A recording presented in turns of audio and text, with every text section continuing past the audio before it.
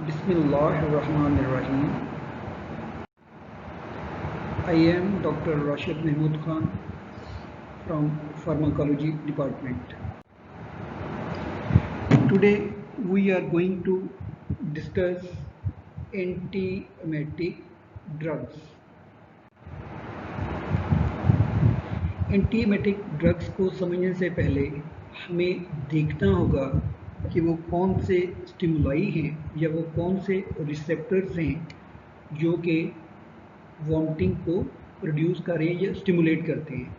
इनमें सबसे ऊपर अगर आप देखेंगे तो राइट साइड पे सेंट्रल नर्वस सिस्टम है।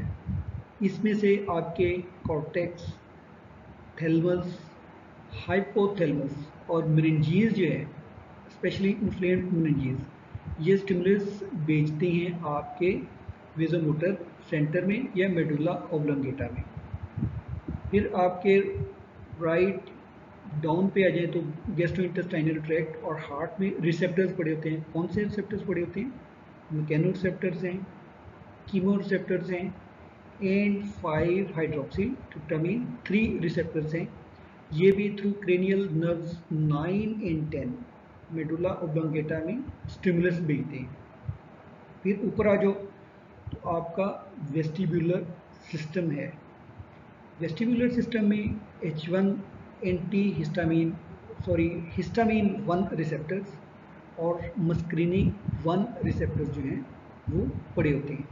फिर आपके कीमो रिसेप्टर ट्रिगर जोन आ जाता है। इसमें हमारे पास आ जाते हैं chemo receptors, dopamine D2 receptors, neurokinin 1 receptors and 5 hydroxy tryptamine 3 receptors. यहाँ से भी इनपुट स्टिमुलाई जो है वो मेडुला ऑब्लोंगेटा में जा रही है। फिर आपका वॉमिटिंग सेंटर है जिसको हम न्यूक्लियस ट्रैक्टस सॉलिटेरियस बी कहते हैं। यहाँ पे H1 रिसेप्टर्स पड़े होते हैं, M1 रिसेप्टर्स पड़े होते हैं, न्यूरोकाइनिन 1 रिसेप्टर्स पड़े होते हैं और 5 हाइड्रोक्सी ट्रिप्टामिन 3 रिसेप्टर्स जो हैं वो पड़े होते हैं। ये सारे सेंटर्स जो हैं ये अपने इनपुट स्टिमुलाई जो हैं वो मेडुला ऑब्लोंगेटा में भेजते हैं, जहाँ से पैरासिम्पैथेटिक और मोटर एक्टिविटी के साथ वॉमिटिंग जो है दैट विल बी ट्रिगर।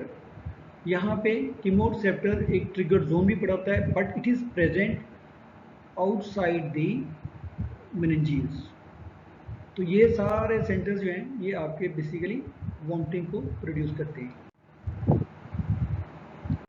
अगर हम प्रीवियस स्लाइड को देखें तो उसके मुताबिक हमारे पास ये वाले स्टिमुलस हैं या ये वाले न्यूरोट्रांसमीटर्स हैं या ये वाले स्टिमुलस हैं जो कि वॉमिटिंग प्रोड्यूस करते हैं।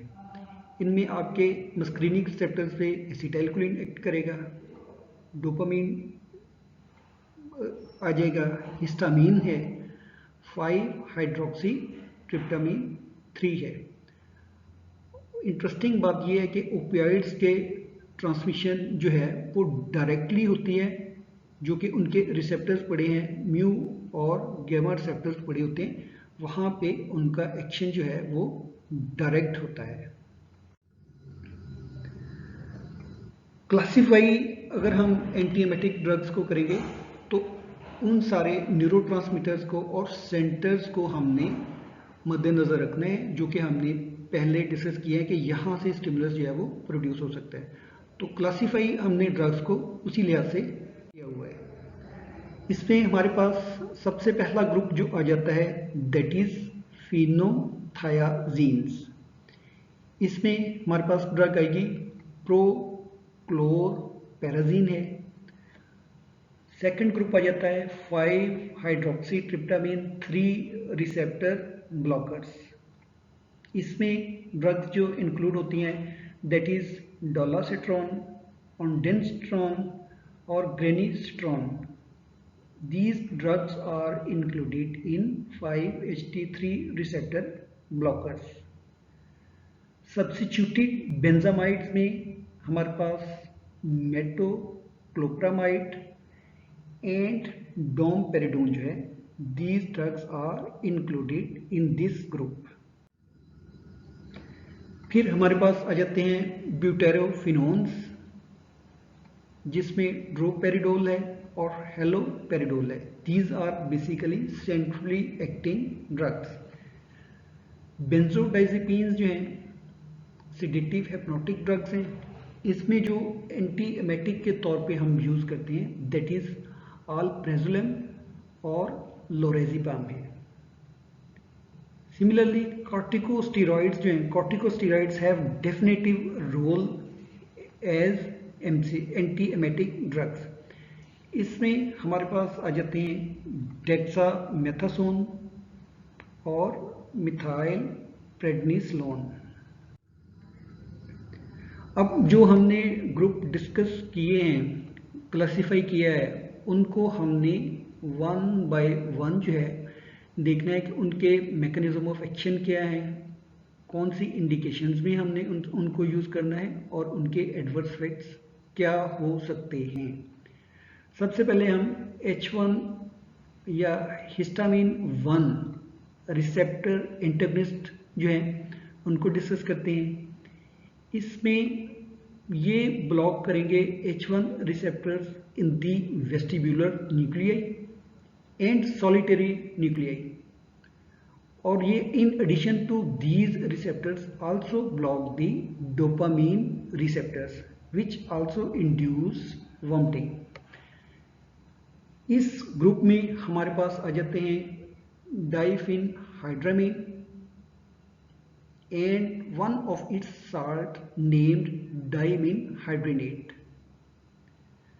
These belong to first generation antihistamine drugs and they have sufficient anticholinergic properties. It means they block the release of acetylcholine या compete करेंगे उनको and will have anti-emetic effect. Similarly, mecalazine, it is also belong to antihistamine group, and promethazine are used for morning sickness and motion sickness. अब इसमें आप morning sickness, what is morning sickness? Morning sickness जो है वो pregnancy induced vomiting जो होती है उसको हम मॉर्निंग सिकनेस कहेंगे. और मोशन सिकनेस जो है, जो आप ड्यूरिंग ट्रेवलिंग कुछ लोग सफ़र करते हैं, उनको हम मोशन सिकनेस कहते हैं. सिमिलरली माउंटेन सिकनेस एक टर्म यूज़ होती है, वो जब आप हाई एल्टीट्यूड पे जाते हैं तो वहाँ पे जो आपको वॉमिटिंग प्रोड्यूस होती है दैट इज़ माउंटेन सिकनेस.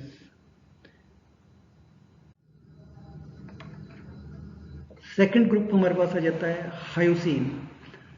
इसको हम स्कोपोलामीन भी कहते हैं. प्रोटोटिपिक मस्क्रीनिक रिसेप्टर एंटागनिस्ट है. It is one of the best agents used for treatment of motion sickness. Motion sickness में स्टार्ट ऑफ द ट्रेवल से पहले हाफ एन आवर और 1 आवर बिफोर ट्रेवलिंग पेशेंट को रिकमेंड किया जाता है कि आप हायोसिन की टेबलेट जो है वो ले लें. उसके साथ 99% चांसेस होते हैं कि patient will not observe motion sickness. It has very high incidence of anticholinergic effects when given orally और पैरेंटरली. सिर्फ इसने मोशन सिकनेस को नहीं करना, इसके अदर को एंटीकोलिनर्जिक इफेक्ट्स भी होते हैं. इसके एडवर्स इफेक्ट्स में हमारे पास dryness of mouth, constipation and urinary retention जो है ये सब प्रोमिनेंट हैं. अदर इफेक्ट्स जो हैं आपने सारे इसमें पढ़े हुए हैं प्रीवियसली. फिर नेक्स्ट ग्रुप हमारे पास आ जाता है 5 हाइड्रोक्सी ट्रिप्टामिन 3 रिसेप्टर ब्लॉकर्स. इसमें हमारे पास आ जाते हैं ऑन्डेंसेट्रॉन, ग्रेनिस्ट्रॉन, डोलासेट्रॉन. ये क्या करते हैं? सिलेक्टिवली ब्लॉक करते हैं 5-hydroxytryptamine 3 receptors in chemoreceptor tryptosome as well as in the gut. 5-hydroxytryptamine 3 receptor blockers are used for prevention of nausea and vomiting after patient observing radiation and cytotoxic drugs, especially cisplatin and post-operative vomiting. It means वो patients जो कि radiation therapy ले रहे होते हैं या anti cancer drugs के साथ जिनको वोमिटिंग ऑब्जर्व हो रही होती है, और उन पेशेंट्स में जो कि सर्जरी के बाद वोमिटिंग हो रही होती है, उन पेशेंट्स में हम ये वाला ग्रुप जो है, this group of drugs can be safely used. इनके एडवर्स इफेक्ट्स जो हैं मल्टीपल हैं, लेकिन जो मोस्ट प्रोमिनेंट हैं उसमें हेडेक हो सकती है, जीआई अपसेट हो सकते हैं, और कॉन्स्टिपेशन जो है are reported with the use of 5-hydroxytryptamine 3 receptor blockers. Dopamine D2 receptor antagonist जो हैं ये क्या करते हैं, ये ब्लॉक करते हैं dopamine D2 receptors in chemoreceptor trigger zone as well as in the gut. ये हमारे पास इस ग्रुप में जो ड्रग्स आती हैं वो हैं metoclopramide and domperidone. These are very much prescribing drugs nowadays. General practice में and in hospital based practice में ये मोस्ट यूज्ड ड्रग्स हैं जो कि हम एज ए एंटीएमेटिक के तौर पे इनको यूज़ करते हैं. अब इनकी इंडिकेशंस कहाँ पे हैं या कौन कौन सी इंडिकेशंस हो सकती हैं, तो इसमें हम केमिकल्स इन द ब्लड में जो वॉमिटिंग प्रोड्यूस कर रहे होते हैं उनमें हम यूज़ कर सकते हैं. It is also used in motion sickness.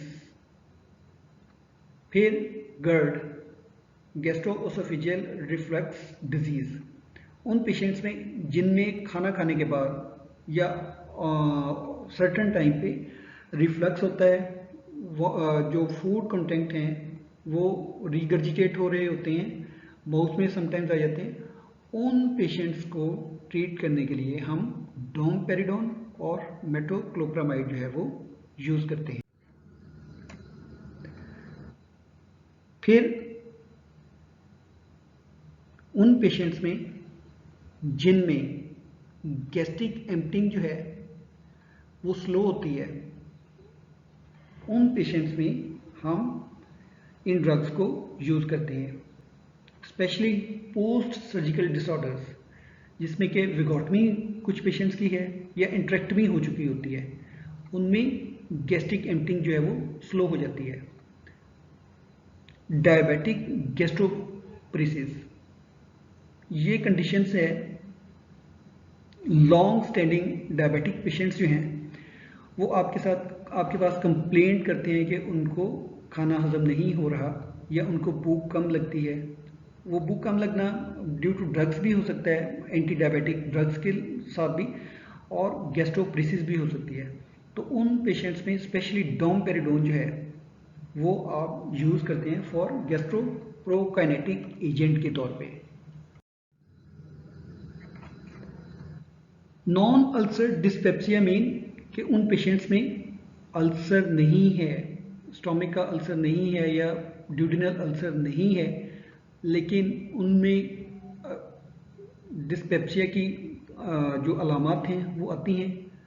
तो उनको सिम्टोमेटिक इम्प्रूवमेंट के लिए हम जो है मेटोक्लोप्रामाइड और डोमपेरिडोन को यूज़ करते हैं.